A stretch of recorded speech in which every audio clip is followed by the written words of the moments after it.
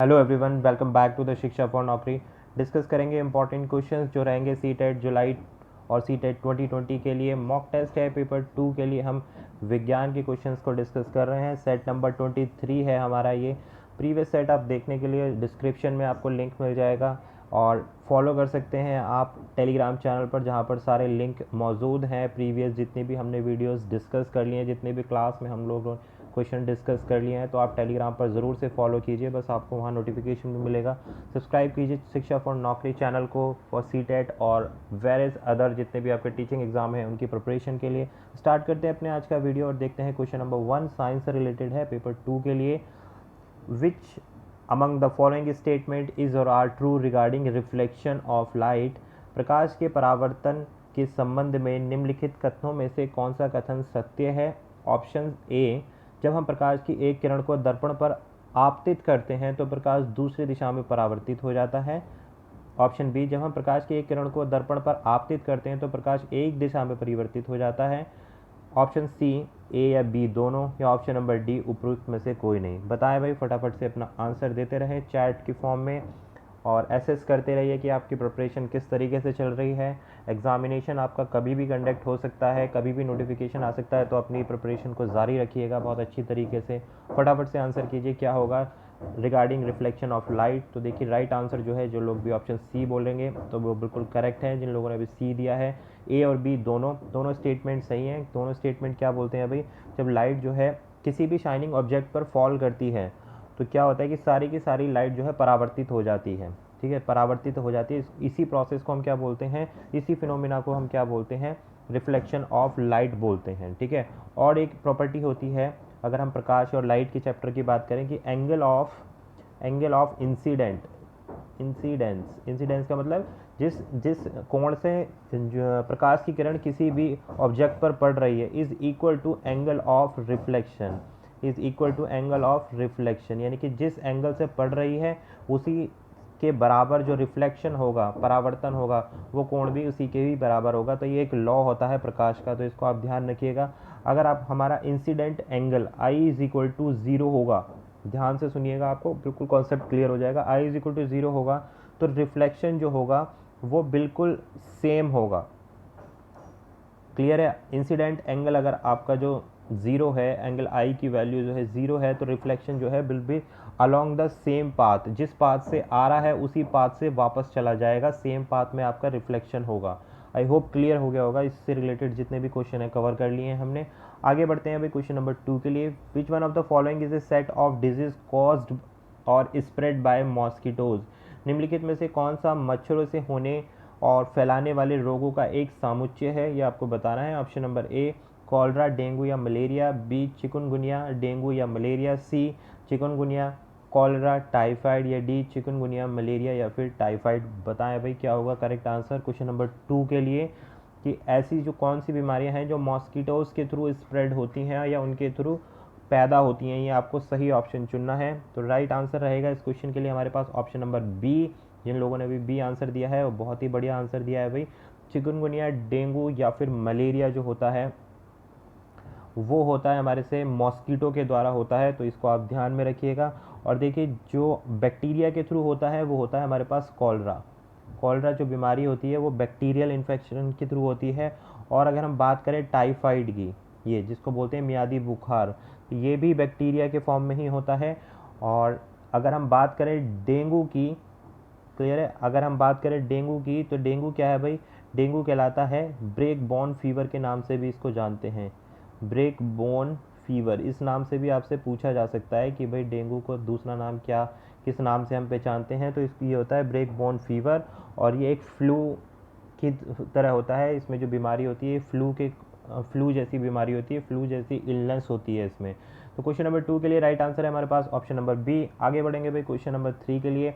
A shooting star is a, एक shooting star है। Options are shining object which move with a constant speed in the atmosphere. B, star which with a tail at the end. C, meteoroid which catches fire as it enters the earth atmosphere. D, star which moves with a constant speed। बताया भाई shooting star क्या होता है।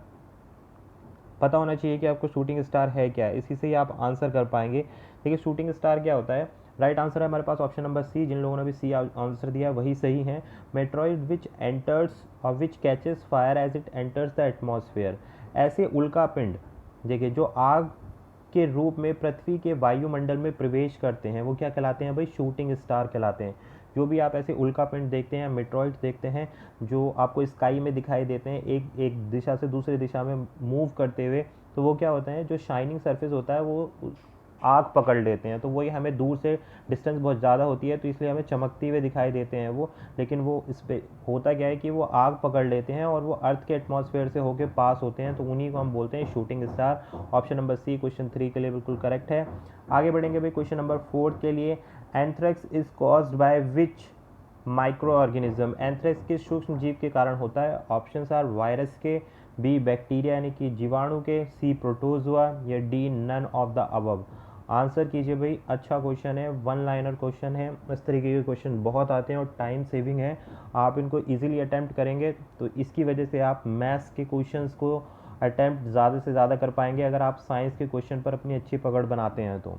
बताएं भाई क्या होगा correct answer question number 4 के लिए। देखिए राइट आंसर है हमारे पास ऑप्शन नंबर बी, ये होता है एंथ्रेक्स क्या है, एक प्रकार का बैक्टीरिया है, यानी कि एक प्रकार का जीवाणु है जो बैसिलस बैक्टीरिया की वजह से होता है, बैसिलस बैक्टीरिया की वजह से होता है, तो ऑप्शन नंबर बी बिल्कुल करेक्ट है। जिन लोगों ने भी बी ऑप्शन दिया है बिल्कुल राइट है भाई। आगे बढ़ेंगे, women voice is shriller than a men's voice due to, एक महिला की आवाज़ डैश की वजह से आदमी की आवाज़ से तीखी होती है, क्या रीज़न है कि महिला की आवाज़ आदमी की आवाज़ से तीखी होती है? Option are lower frequency, B weak vocal cords, C higher amplitude, या डी हायर फ्रिक्वेंसी। बताया भाई क्या है करेक्ट आंसर हमारे पास, किसकी वजह से वुमेन की जो आवाज़ होती है वो मैन की आवाज़ से तीखी होती है, शार्प होती है, कुछ भी आप बोल सकते हैं, श्रिलर होती है। रीज़न क्या है इसके पीछे ये आपको बताना है, तो राइट आंसर है हमारे पास ऑप्शन नंबर डी, ये होता है भाई हायर फ्रिक्वेंसी की वजह से जो श्रिलर और पिच होती है, इसको हम पिच भी बोल सकते हैं, श्रिलर को जो पिच होती है वो किसकी वजह से होती है, ड्यू टू फ्रीक्वेंसी की वजह से प्रोड्यूस होती है। और ये एक तथ्य है कि जो वोकल कोड्स होते हैं वुमेन के वो हायर होते हैं कंपैरिजन टू मैन, यानी कि आदमी की अपेक्षा, मैन की अपेक्षा जो वोकल कोड होते हैं, जो साउंड निकलती है थ्रॉट से, वो जो फीमेल्स होती हैं उनकी हायर पिच पे होती हैं, हायर फ्रीक्वेंसी पे होती हैं, इसलिए option number D is the right answer for question number 5। आगे बढ़ेंगे भाई क्वेश्चन नंबर 6 के लिए। Physical change dash and chemical change are dash, भौतिक परिवर्तन डैश है और रासायनिक परिवर्तन है, ये आपको फिल इन द ब्लैंक्स बढ़ना है कि भौतिक परिवर्तन क्या होता है और रासायनिक परिवर्तन क्या होता है। ऑप्शंस नीचे दिए गए हैं, ए ऑप्शन बोलता है रिवर्सेबल या इरिवर्सेबल, बी बोलता है इरिवर्सेबल या रिवर्सेबल, सी बोलता है रिवर्सेबल ओनली, या डी बोलता है इरिवर्सेबल। बताए भाई क्या होगा करेक्ट आंसर, फटाफट से आंसर कीजिए कि भौतिक चेंज क्या होता है और केमिकल चेंज क्या होता है। तो देखिए राइट आंसर है हमारे पास ऑप्शन नंबर ए, जिन लोगों ने भी ए ऑप्शन दिया है। देखिए फिजिकल चेंज क्या होते हैं, रिवर्सेबल होते हैं, उत्क्रमणीय होते हैं, और केमिकल चेंज कैसे होते हैं, इरिवर्सेबल होते हैं, अनुत्क्रमणीय होते हैं, तो इसलिए हमारे पास ऑप्शन नंबर ए है। और इसके बारे में डिस्कस करें तो फिजिकल चेंज होते हैं तो इससे क्या होता है, कोई भी नया सब्सटेंस नहीं बनता, no new substance, no new substance, क्योंकि ये क्या होते हैं रिवर्सेबल होते हैं भाई। और जो केमिकल चेंजेस होते हैं इससे क्या होता है, न्यू सब्सटेंस बनता है भाई, न्यू सब्सटेंस बन गया यानी कि अभिक्रिया हुई, एक नया पदार्थ बन गया, तो ऐसा नहीं होगा वो पदार्थ दोबारा से अपने मूल रूप में आ जाएगा, लेकिन फिजिकल चेंज में ऐसा हो जाता है, तो इसलिए क्या है रिवर्सिबल है और केमिकल चेंज जो है आपका इरिवर्सिबल है। So option number A question number 6 के लिए करेक्ट है। आगे बढ़ेंगे भाई, the refrigerator cools the food item present in it by applying, the refrigerator अंदर रखी खाद्य वस्तुओं को किस नियम के माध्यम से ठंडा करता है, ये आपको बताना है। राइट आंसर आपको बताना है, ऑप्शन नंबर ए ले लेते हैं, first law of thermodynamics, B second law of thermodynamics, या C third law of thermodynamics, या डी हीट ट्रांसफर थ्योरम। बताया भाई किस लॉ पर आपका फ्रिज जो होता है घर में रखा हुआ वो किस नियम पर आधारित होता है कि वो वस्तुओं को ठंडा रखने में सहायक सिद्ध होता है, उसमें कौन सा लॉ अप्लाई होता है। बहुत ही अच्छा और इंटरेस्टिंग क्वेश्चन है भाई, थोड़ा डिफरेंट क्वेश्चन भी है ये। तो जो राइट आंसर है हमारे पास ऑप्शन नंबर बी, जिन लोगों ने भी बी आंसर किया वो बिल्कुल करेक्ट है। सेकंड लॉ ऑफ थर्मोडायनेमिक्स ये काम करता है भाई ऊष्मीगतिकी का द्वितीय नियम के ऊपर काम करता है। बी बिल्कुल करेक्ट आंसर है क्वेश्चन नंबर 7 के लिए। अब ये नियम क्या कहता है? ये नियम बोलता है कि अगर किसी भी कोल्ड ऑब्जेक्ट को, सपोज ये हमारे पास एक कोल्ड ऑब्जेक्ट है यहाँ पर, और इसको हम किसी हॉट ऑब्जेक्ट के पास रख देंगे तो क्या होगा कि जो कोल्ड ऑब्जेक्ट है यहाँ से हीट ट्रांसफ़र होगा हॉट ऑब्जेक्ट की तरफ। तो ये हॉट वाला जो ऑब्जेक्ट है ये धीरे धीरे कूल होना स्टार्ट हो जाएगा, और ये कूल वाला जो ऑब्जेक्ट है ये हॉट होना स्टार्ट हो जाएगा। इसी प्रिंसिपल पर ही जो हमारा रेफ्रिजरेटर है, यही second law of thermodynamics describe करता है कि कोल्डर जो ऑब्जेक्ट है वो वार्म में कन्वर्ट हो जाएगा, और वार्मर जो है वो क्या होने लगेगा? कोल्ड होने लगेगा। तो ये एक हमारा लॉ है जिसको हम बोलते हैं second law of thermodynamics. Option B correct है। आगे बढ़ेंगे भी क्वेश्चन नंबर 8 के लिए। The cure of carbon monoxide poisoning could B.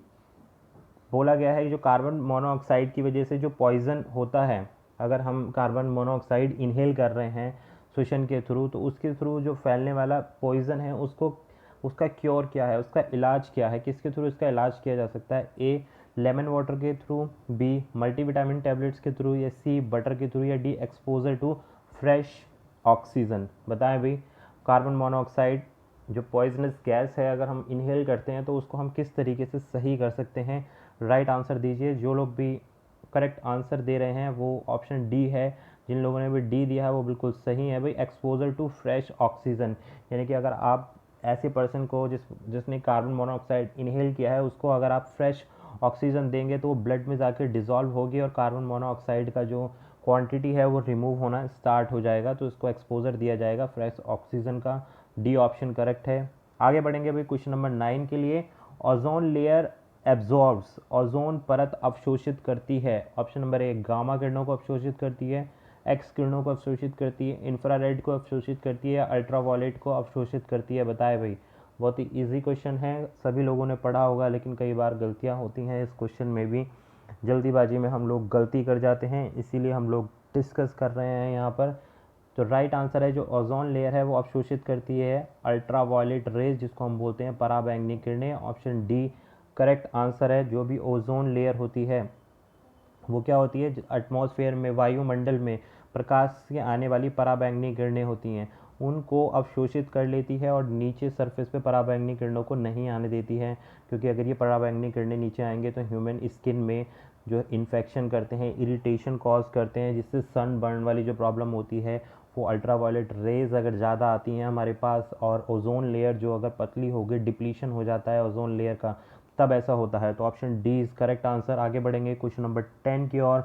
Oxygen and ओजोन्स are, oxygen और ओजोन हैं, बताना है आपको क्या है ऑक्सीजन और ओजोन। ऑलोट्रॉप्स हैं, अपरूप हैं, आइसोबार्स हैं, समताप रेखा हैं, सी आइसोमर्स हैं, या डी ऑल ऑफ दीज, ये सभी के सभी ओजोन और ऑक्सीजन हैं।